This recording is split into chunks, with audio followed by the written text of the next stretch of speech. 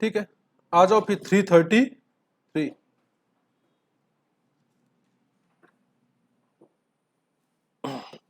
Topic का नाम है क्या, नया टॉपिक और लास्ट टॉपिक आपके 11 स्टैंडर्ड का, सिंगल एंट्री सिस्टम। पहले पढ़ेंगे, इसका बैकग्राउंड समझेंगे और फिर इसके क्या करेंगे, क्वेश्चन।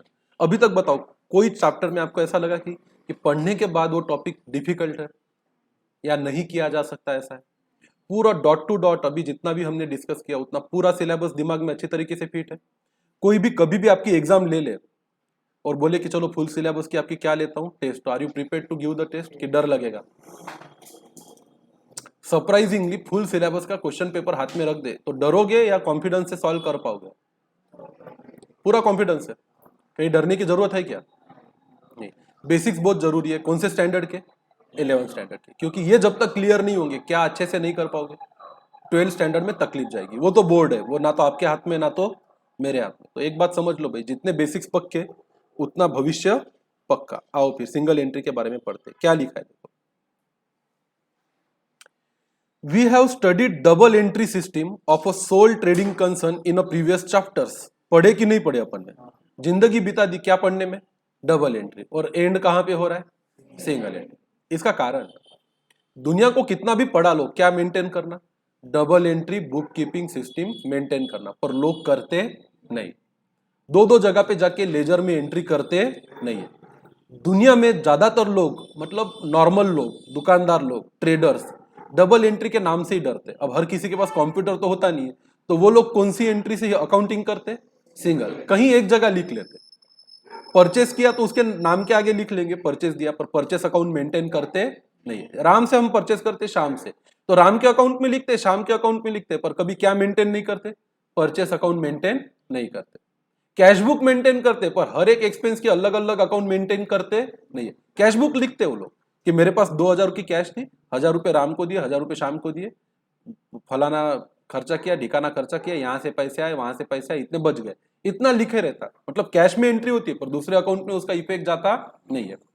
पर अब इनकम टैक्स तो उनको भी भरना है, सरकार को तो उनको भी दिखाना है कि प्रॉफिट कितना है और लॉस कितना है। फिर आखिरी में अपना थोड़ा थोड़ा, आधा अधूरा, जो भी उनके पास चिट्ठे चिटोरे, थोड़ा रिकॉर्ड थोड़ा अन रिकॉर्ड, ये सब लाके किसके पास रख देते, अकाउंटेंट के पास रख देते।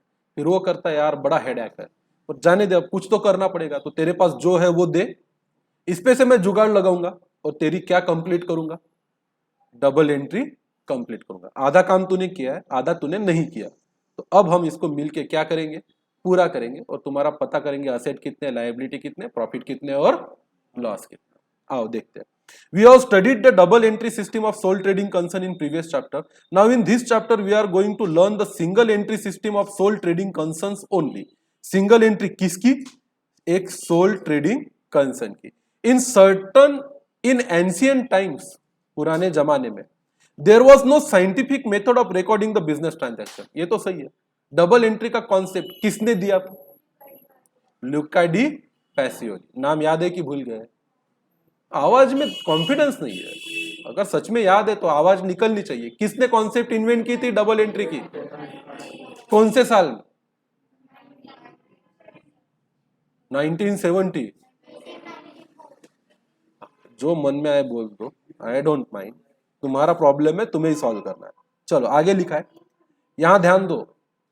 There were they were maintaining record of business transaction by their traditional method. ये शुरुआत में ही पढ़ा था अपन ने। ट्रेडिशनल मेथड कौन सी है, सिंगल एंट्री सिस्टम, और साइंटिफिक मेथड कौन सी है, डबल एंट्री।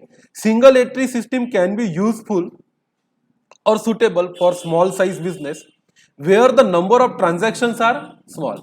छोटा सा ही दुकान है, कुछ लोगों से चीजें खरीदते हो, कुछ लोगों को चीजें बेचते हो, इतना बड़ा scientific double entry system maintain करना आपके बस की बात नहीं है। और यहाँ किताबों में तो आपको जड़ जाता है पूरा डबल एंट्री से क्या मेंटेन करना, फाइनल अकाउंट। एक दुकानदार दुकान में बैठ के धंधा करेगा कि डबल एंट्री करेगा,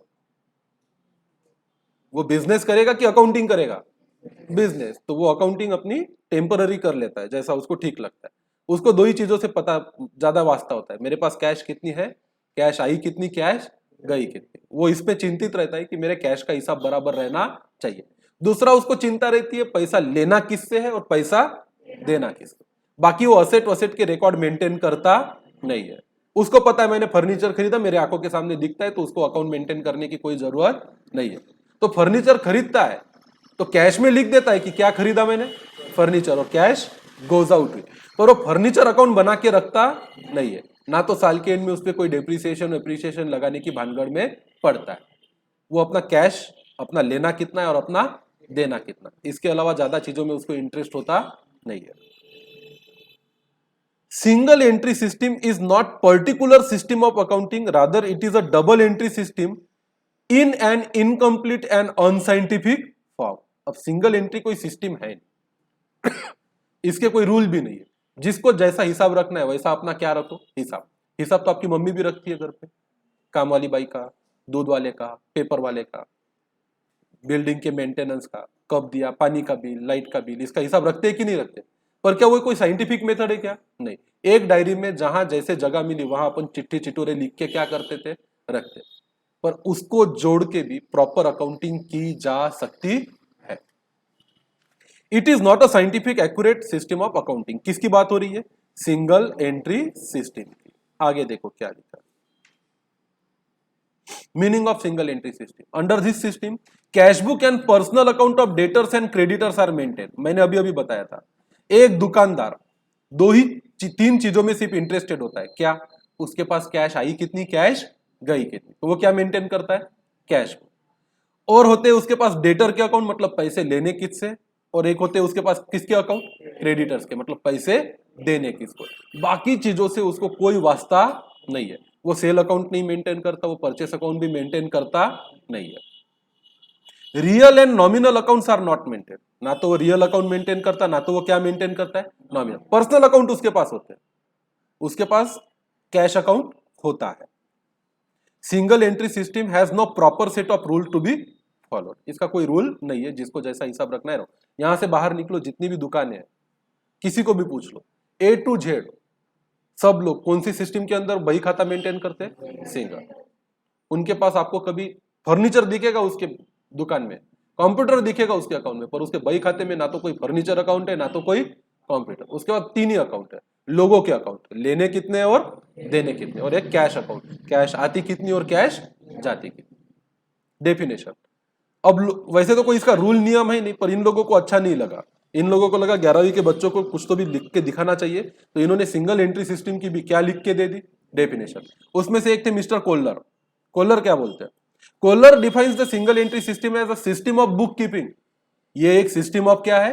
book keeping, which as a rule only record cash and personal account are maintained। जिसमें सिर्फ दो ही अकाउंट मेंटेन होते हैं। कौन से अकाउंट? कैश के अकाउंट और पर्सनल। ये पर्सनल अकाउंट आपके डेटर के हो सकते हैं, आपके क्रेडिटर्स के हो सकते हैं। It is always incomplete double entry varying with the circumstances. ये डबल एंट्री है नहीं, तो इसने इसको नाम दिया, ये एक इनकम्प्लीट क्या है, डबल एंट्री। इसका मतलब ये नहीं कि इसको कंप्लीट किया जा सकता नहीं है। अरे बाबा, अब एक व्यक्ति का कैश बुक आपने उठाया, उसके पेमेंट में उसने लिखा है फर्नीचर के 2000 रुपए दिए, एक एंट्री है। क्या इसको जज करके दूसरी एंट्री नहीं पास कर सकते? क्या कर सकते हो। फर्नीचर अकाउंट बना के उसके डेबिट में एंट्री लिख सकते हो कि नहीं लिख सकते? लिख सकते हो। तो ये एक इनकम्प्लीट डबल एंट्री है। इसी को कैसे कंप्लीट करना है और हिसाब कैसे करना है, यही हमें इस चैप्टर में पढ़ना है। कार्टर को भी अच्छा नहीं लगा, इन्होंने भी अपने हिसाब से एक क्या बना दी, डेफिनेशन। कार्टर क्या लिखते हैं? Carter has defined single entry as a method of variety of methods. अब इसकी कोई मेथड नहीं है, तो ये है मेथड ऑफ क्या, variety of methods employed for the recording of transaction which ignore the two fold effect. मतलब हिसाब कैसा भी रखो, पर आप एक चीज इग्नोर कर दो। क्या इग्नोर कर दो? डबल इफेक्ट या टू फोल्ड इफेक्ट को क्या कर दो, इग्नोर। तो जो भी हिसाब आपने रखा है उसको क्या माना जाएगा, फिर सिंगल एंट्री सिस्टम माना जाएगा। And consequently fails to provide the businessman with the information necessary for him to be able to ascertain his financial position। अब फाइनेंशियल पोजीशन को ascertain करने के लिए आपको रियल अकाउंट भी लगेंगे, आपको नॉमिनल अकाउंट भी लगेंगे, और आपको पर्सनल अकाउंट भी लगेंगे, पर आप इतने अकाउंट मेंटेन करते नहीं हो। तो टेक्निकली और आइडियली आपका पूरा systematic trading profit and loss account और बैलेंस शीट बना सकते नहीं है। तो मेथड ऑफ मेथड्स मतलब वेराइटी ऑफ मेथड्स का सेट, जिसमें आपने इग्नोर किया है क्या, टू फोल्ड इफेक्ट, इसको बोला जाएगा सिंगल एंट्री। इस पे से आप आपकी फाइनेंशियल पोजीशन को करेक्टली असरटेन नहीं कर पाओगे। पर इसका मतलब ये नहीं कि हिसाब नहीं रखा गया, हिसाब जरूर रखा गया, सिर्फ कौन से मेथड से नहीं रखा गया, double entry book keeping system के मेथड से नहीं रखा गया है, अदरवाइज हिसाब वहां पे मौजूद है। Single entry system is combination of single entry, double entry and no entry. इसमें यह भी हो सकता है ट्रांजैक्शन हुआ पर उसकी कोई एंट्री पास नहीं हुई। एग्जांपल बताता हूं, एयर में उसने सैलरी देते चला गया, कैश बुक में लिखते चला गया, एक एंट्री है उसकी, कैश के पेमेंट में दिख रहा है क्या पे की, सैलरी। दूसरा इफेक्ट नहीं है, कौन सा अकाउंट नहीं बनाया उसने, सैलरी अकाउंट, और वहां पे क्या नहीं किया, डेबिट। साल के एंड में उसकी सैलरी 1000 देना बच गई, double entry book keeping follow करता तो एंट्री पास करता, सैलरी को डेबिट और सैलरी पेएबल को क्रेडिट। यहां पे उसकी क्या नहीं है, कोई एंट्री नहीं है।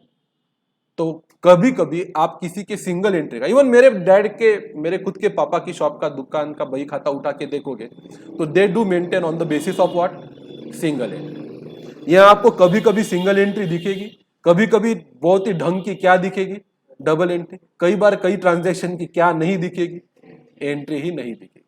तो it is a combination of single entry, double entry and no entry. Single entry system is suitable for the following reason. ऐसा नहीं है कि आप जाके किसी को सर पे हथौड़ा मार दो, गवार इंसान आज भी सिंगल एंट्री यूज करता है, दुनिया कहां के कहां पहुंच गई, ऐसा नहीं। बिजनेसमैन का पर्पस माल बेचना, माल खरीदना है। वो वहां इसलिए बैठा है कि बिजनेस कर सके, इसलिए नहीं बैठा कि बिजनेस का सुबह से शाम तक क्या करते बैठे, हिसाब करते हुए। अगर वो हिसाब करेगा तो धंधा कौन करेगा, तो उसके पास उतना फुर्सत नहीं है और नहीं उसकी एक्सपर्टाइज है। डबल एंट्री से साइंटिफिक तरीके से बुक मेंटेन करके फाइनल अकाउंट बनाना, प्रॉफिट एंड लॉस बनाना, बैलेंस शीट बनाना, ये आपको आता है। क्या दुनिया के किसी भी अरे गहरे नत्थु खैरे आम इंसान को ये काम जम पाएगा क्या, नहीं, क्योंकि उसका टेक्निकल एजुकेशन उस फील्ड में हुआ ही नहीं है। सो एज द बिजनेसमैन, और हिंदुस्तान के ज्यादातर बिजनेसमैन, इनको नहीं आता, इनको अभी भी नहीं समझता डेबिट क्या होता है, क्रेडिट क्या होता है, इनको रूल पता नहीं है। पर आप आपसे भी पक्का हिसाब रख सकते हैं, इनको पक्का पता है पैसा आया कितना, पैसा गया कितना, लेना किससे और देना किससे।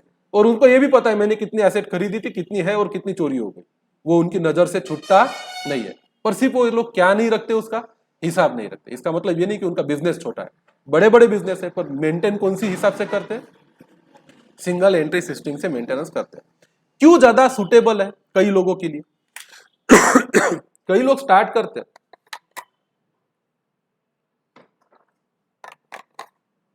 डबल एंट्री से अकाउंटिंग स्टार्ट करते हैं, पर कुछ दिनों बाद छोड़ देते हैं, बोले बहुत झंझट है, बहुत ज्यादा क्या जाता है हमारा डबल एंट्री में, समय जाता है। फिर आप बोलते हो फिर आप क्यों समय देते हो, एक आदमी रख लो। अब एक फुल टाइम अकाउंटेंट रखोगे जो आपके साथ सुबह दुकान खुलने पे आएगा और आपके साथ सुबह दुकान, शाम को दुकान बंद करके जाएगा, नहीं कुछ तो कम से कम 30,000 से 40,000 महीना का तो पगार मांगेगा। अगर वो क्वालिफाइड है, उसको आता है, तो डेफिनेटली वो बोलेगा आप आपका धंधा करो, आप टेंशन मत लो, मेरे पास कंप्यूटर दे दो, बाकी पूरा काम मैं करता, आप कस्टमर अटेंड करो, पैसा दो, माल खरीदो, माल बेचो, मेरे को बस कागज लाके दिया करो, जिसको हम क्या बोलते हैं, सोर्स डॉक्यूमेंट। बाकी मैं समझ, हर बिजनेस क्या महीने की 30 से 40-50,000 रुपए पगार दे सकता है, इसलिए लोग रखते हैं। हाँ, फिर लोग रखते हैं कुछ लोगों को जो 6 से 7 से 8 से 1000 10,000 में काम करते हैं। पर अगर कोई व्यक्ति 10,000 में खुद बोल दे कि मैं काम करने को तैयार हूं, तो आप खुद जज करो उसका नॉलेज कितना होगा। भाई पगार सामने वाला देता नहीं है, आपको अगर लगता है ना कि लोग पगार देते हैं तो आप गलत हो। पगार सामने वाला देता नहीं है, बल्कि काम करने वाला लेता है। आपकी जैसी नॉलेज, आपका जैसा स्टैंडिंग और आपका जितना स्टैंडर्ड, उतना आप मुंह फाड़ सकते हो, उस हिसाब के लोग मिलेंगे।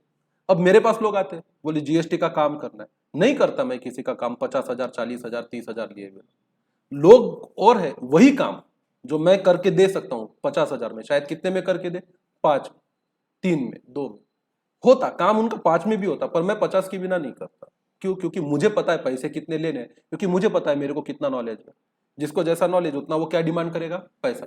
एज ए स्टूडेंट आपको भी लगता है कि कोचिंग क्लास वाले को आप पैसे देते हो, आप पैसे देते नहीं हो, कोचिंग क्लास वाला खुद अपनी फीस तय करता है। गांव में ऐसे भी कोचिंग क्लास है जो पूरा का पूरा 11 कितने में पढ़ाते हैं, सब सब्जेक्ट 10,000। मैं नहीं पढ़ाता, वो इसलिए 10,000 चार्ज करते क्योंकि उनको मालूम है कि इससे ज्यादा देने के लिए उनके पास कुछ है ही नहीं। ज्यादा पैसे लेंगे तो कल आप सवाल पूछोगे इतने पैसे लिए पढ़ाया तो कुछ नहीं, फिर आपको जवाब नहीं दे पाएंगे। इसलिए और लेते वक्त कितने लेते, 10। मैं कस के लेता हूं कितने 20,000, क्योंकि मुझे पता है कि मेरे पास आपको देने के लिए कितने रुपए का मटेरियल है, 20,000। आप मुझसे कल सवाल भी पूछोगे ना, सर ये तो आपने बताया नहीं, तो मैं बोलूंगा क्यों नहीं बताया, ऐसी कोई चीज नहीं जो आपको बतानी चाहिए थी और मैंने बताई नहीं। तो it's all depend. Doctor doctor में फर्क होता है भाई। एक आपके पेट में दर्द है, उसी का इलाज एक डॉक्टर 50 में भी करता है, एक 100 में भी करता है। एक बोलता है मेरे से बात करने तो पहले 1,000 रुपए का क्या भरना पड़ता एडवांस। क्यों भाई? इसकी भी डिग्री एमबीबीएस की, इसकी भी डिग्री किसकी है? एमबीबीएस। पर एक डॉक्टर की विजिटिंग फी है 100 रुपए, दूसरे डॉक्टर की है कितनी? 1,000। पर आप 1,000 वाले को 1,000 देते हो, 100 वाले को 100। आप दे रहे हो कि वो मांग रहा है? 100 वाला 100 क्यों मांग रहा है? क्योंकि उसको खुद पे उतना ही कॉन्फिडेंस है कि मैं कितने डिमांड कर सकता हूं 100। और 1,000 वाला 1,000 क्यों मांग रहा है? उसको खुद पे इतना कॉन्फिडेंस है कि भाई आपकी कोई भी प्रॉब्लम है, मेरे हाथ से आपका इलाज गलत होगा नहीं। 100 वाले को थोड़ा सा खुद पे कॉन्फिडेंस क्या है? कम। Same thing will happen with you. आप जितना पढ़ोगे, आप जितना नॉलेज अर्जित करोगे, आपके अंदर जितना ज्ञान रहेगा, कल जब जॉब ढूंढने जाओगे अपने करियर के लिए, पढ़ लिख के नौकरी करोगे कि नहीं करोगे? अच्छी जॉब की इच्छा है कि नहीं? सबके मन में ये तो ख्याल है महीने के 1.5 लाख, 2 लाख, 2.5 लाख, 3 लाख का क्या होना चाहिए सैलरी। ये सैलरी आपको कोई देने नहीं वाला, ये सैलरी आप मांगने वाले हो। आपका खुद का कॉन्फिडेंस है कि मेरे को महीने के 2 लाख देते होंगे तो काम करता। तो वो लोग भी आपको मिलेंगे जो आपको कितने दे सकते हैं? 2 लाख। पर आपका मुंह फटेगा कब कि मेरे को 2 लाख चाहिए? जब खुद में क्या होगा? कॉन्फिडेंस। कॉन्फिडेंस मार्केट में मिलता कि डेवलप करना पड़ता? कहां से डेवलप होता? पढ़ाई करने से। दिल लगा के पढ़ो, आज से 5 साल बाद महीने के 2 लाख कमाओगे। लोग साल के नहीं कमाते। You are the one who can change the life and future of your family on your own, बिना किसी की मदद से, इसी फील्ड में रहकर, कॉमर्स में। कोई आपको आईआईटी से एमबीए और आईआईएम से कुछ करने की जरूरत नहीं है। It's all depends on your knowledge. Knowledge से पावर आती है, पावर से कॉन्फिडेंस आता है, नॉलेज से कॉन्फिडेंस आता है। और आप मांगो ना, आप मांगो, लोग आपको पैसा देंगे, जितना मांगोगे उतना देंगे। सिर्फ आपको खुद पे कॉन्फिडेंस होना चाहिए कि मैं ये काम कर सकता हूं। Got the point? अभी देखो, सिंगल एंट्री में अपनी चर्चा यहां से शुरू हुई थी कि भाई छोटे छोटे लोग इतना पगार दे नहीं पाते क्योंकि उनकी प्रॉफिटेबिलिटी नहीं है, वो खुद ही नहीं कमाते, तो अकाउंटेंट को इतना पगार देंगे क्या? नहीं। ये छोटे मोटे अकाउंटेंट रख देते हैं, वो भी गलती करते हैं, फिर उनको सूट नहीं करता, गलतियां ज्यादा होती है, अच्छा काम सही होता है, तो वो लोग फिर बोलते हैं कि हम हमारे सिंगल एंट्री से ही चलेंगे, हमारा पुराना रिवाज ही सही था। तो एक लाल कलर का बही खाता होता है हर दुकानदार के, इसमें होता है कि नहीं होता है? उस पे पहले पान पे क्या लिखते हैं अपन? स्वस्तिक बनाते हैं, फिर उस पे लिखते लक्ष्मी माता प्रसन्न, फिर यहाँ पे लिखते शुभ और उधर लिखते लाभ, और अपना बही खाता लिखना चालू। क्यों ऐसा करते? पहला कारण, it is very simple method of recording the business transaction. इसमें कोई ट्रेनिंग लेने जाने की आपको जरूरत नहीं है। Accounting record can easily be maintain since it does not required adequate skill and knowledge of principles of book keeping. आपके पास है, अब आपका सिलेबस जब खत्म हुआ है तो आपके पास एडेक्वेट नॉलेज है, प्रिंसिपल्स ऑफ बुक कीपिंग का नॉलेज है, स्किल अभी नहीं है। आपको अभी छोटे छोटे प्रॉब्लम सॉल्व करना आते हैं, जहां पे 3 लेजर बनाने होते हैं, ट्रायल बैलेंस में 10-20 आइटम दिए होते हैं, 15 आइटम डेबिट में, 15 आइटम क्रेडिट। स्किल तो समय के साथ डेवलप होगा। रियल लाइफ में तो बहुत लंबा लंबा ट्रायल बैलेंस होता है और फिर उससे ट्रायल बैलेंस से आप फाइनल अकाउंट बनाते हो। इस स्किल के साथ साथ आपको चीजें भविष्य में मैन्युअली नहीं करनी है, कंप्यूटराइज करनी है, तो आपको कंप्यूटर सॉफ्टवेयर चलाना भी सीखना पड़ेगा। टैली जैसी चीजें, वो आपके काम को आसान कर देगा। पर सिंगल एंट्री इसलिए है क्योंकि ये इजीली किया जा सकता है, इसके लिए कोई विशेष स्किल की आवश्यकता नहीं है। तीसरा, it is less expensive as compare to the double entry. Double entry जिसको आती है वो कम पैसे में काम करेगा नहीं। बोले मेरे को आता है और मेरे को 40,000 दोगे, आप चैन की सांस सो नींद सोओगे, आपको हिसाब किताब का टेंशन लेने की जरूरत नहीं है। आप धंधा करो, हिसाब मेरे पे छोड़ दो, आपके हिसाब में 1 रुपए की कभी गलती आने दूंगा नहीं। कभी भी कोई भी सवाल मेरे से पूछ लेना, किससे कितने लेने, किसको कितने देने, हमारे पास असेट कितने के, हमारे खर्चे कितने हुए, खर्चे बढ़े तो क्यों बढ़े, घटे तो क्यों घटे, इनकम कितनी कमाई, किसकी इनकम आई, किससे लेना बाकी है, कितने खर्चे दिए, कितने खर्चे देने बाकी है, हमारे असेट कितने, हमारे लायबिलिटी कितने, हमारे पास कैश कितनी है, बैंक बैलेंस कितना है, बैलेंसेस पर पासबुक अलग क्यों है, बैलेंसेस पर कैश बुक अलग क्यों है। आप बोलोगे सब मेरे पे छोड़ दो, एक कंप्यूटर दे दो, महीने के 50,000 पगार दिया करो, आप धंधा करो, हिसाब कौन करता? मैं। एक्सपेंसिव तो है एक बिजनेसमैन के लिए, इसलिए वो सिंगल एंट्री पे ज्यादा प्रीफर करता है क्योंकि ये लेस एक्सपेंसिव है, खुद ही कर लेता है, किसी आदमी को रखने की जरूरत नहीं है। आगे क्या है? Ascertainment of profit and loss is much easier. अपने इधर इतना आसान नहीं है। जर्नल, जर्नल से लेजर, लेजर से ट्रायल बैलेंस, ट्रायल बैलेंस से फाइनल अकाउंट, उसमें एडजस्टिंग एंट्री, और उसके बाद जाके हाथ में आता है क्या? Profit and loss. इधर हिसाब सीधा सीधा होता है इनका, इतने का माल खरीदा, इतने का माल बेचा, छोटे मोटे खर्चे इतने होंगे, इतना क्या है मेरा प्रॉफिट। सीधा कुछ चीजें प्लस करते, कुछ चीजें माइनस, और ज्यादातर प्रॉफिट उनके दिमाग में ही रहता है। तो भले कागज पे लिख के ना दिखाए, पर उनको पता होता है इस साल मेरा प्रॉफिट कितना है, इस साल मेरा लॉस कितना है। व्यापारी तो पक्का होता है हिसाब का, भले आप कितना भी पढ़ लो, आप व्यापारी से तेज बन सकते हो क्या? नहीं। दूसरा, it is to small concern with limited number of transaction and very few assets and liability. छोटे छोटे बिजनेस में बहुत ही कम असेट्स होते हैं, बहुत ही लायबिलिटी होते हैं, ट्रांजैक्शन भी बहुत ज्यादा होते नहीं है। It can be prepared easily in short period of time. तो ये सब फायदे हैं, इसकी वजह से लोग सिंगल एंट्री का सहारा लेते हैं। टेक्निकली भले ही ये सिस्टम गलत हो, पर हमारे समाज में, हमारे रियल लाइफ में ये सिस्टम बहुत ही प्रीवेलेंट है, और बहुत ज्यादा लोग इसी तरीके से अपने बही खातों को क्या करते हैं, मेंटेन करते हैं। इवन हम भी ऑडिट करते हैं, कई लोग अपनी सिंगल एंट्री की बुक हमें ला के देते हैं, और इसका मतलब ये नहीं कि हम सिंगल एंट्री से उसका ऑडिट कर पाए। पहले हम उस सिंगल एंट्री से पूरा डबल एंट्री कंप्लीट करते हैं, फिर उसका systematic trading account, profit and loss account और बैलेंस शीट बनाते हैं, बहुत दिमाग लगाते हैं उसके अंदर, और फिर सब कुछ रेडी हो जाए तो उसके बाद उसका क्या करवा के देते हैं, ऑडिट, और उससे क्या भरवाते हैं, tax. Difference between single entry and double entry accounting system, इसको अपन कल से पढ़ेंगे, थोड़ा थोड़ा समझेंगे, और ऑफिशियली 11th स्टैंडर्ड का पूरा सिलेबस खत्म करेंगे।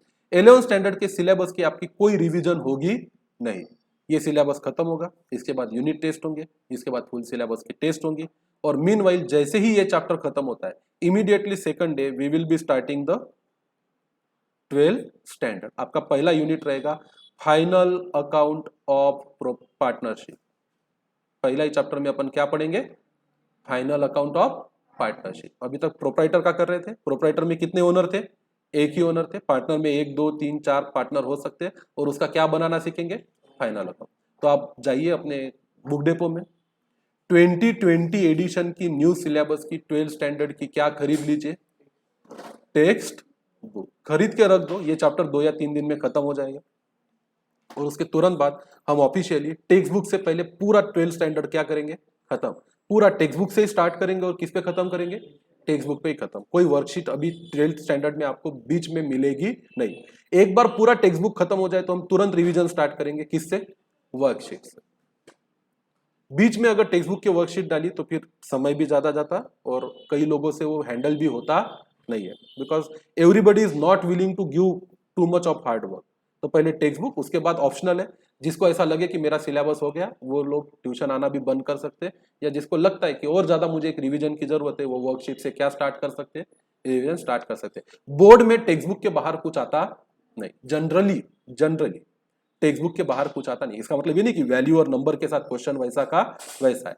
हो सकता है टेक्स्ट बुक में राम का कैपिटल 1000 हो और शाम का कैपिटल 2000 हो, तो वहां पे एग्जाम में 10,000 और 20,000 दिया जा सकता है, पर एडजस्टमेंट या टेक्निक क्रिटिकल कोई एडजस्टमेंट टेक्स्ट बुक के बाहर बोर्ड के एग्जाम में पूछी जाती नहीं है। बोर्ड का पैटर्न भी चेंज हुआ है, ऑप्शंस कम किए गए, कंपलसरी ज्यादा किया गया है। तो उस हिसाब से पूरा सिलेबस हमें 12th का जल्द से जल्द स्टार्ट करना है, किसी भी हालत में, इन द मंथ ऑफ क्या, जनवरी। तो अगले हफ्ते में यू बी प्रिपेयर्ड कि नेक्स्ट सोमवार को हमारा पहला बैच होगा, कौन से स्टैंडर्ड का, 12th का। उससे पहले आप अपना टेक्स्ट बुक खरीद के रख दीजिए, अकाउंट से शुरुआत कीजिए, अकाउंट का खरीद लीजिए, बाकी का बाद में देखते हैं। So shall we stop here today, कल मिलते हैं।